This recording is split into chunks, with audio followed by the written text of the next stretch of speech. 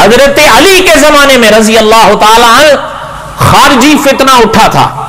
حضرت ابن عباس رضی اللہ عنہما جانے لگے ان کے ساتھ مناظرے کے لیے. حضرت علی نے بھیجا تھا رضی اللہ تعالی عنہ.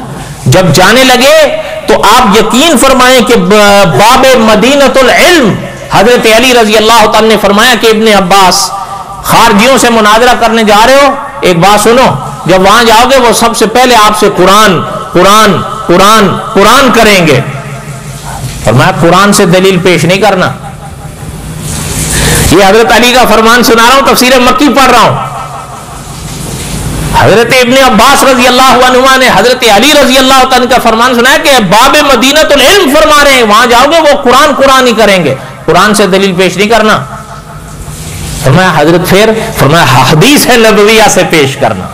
اور ساتھ ہی حضرت علی نے فرمایا قرآن میں اجمال ہے, حدیث میں تفصیل ہے. قرآن میں عوام بات سمجھ نہیں پائیں گے, الجھنے شروع ہو جائیں گے, لیکن جب احادیث طیبہ کا نور پڑے گا تو حق نکھرتا جائے گا, باطل مٹتا جائے گا.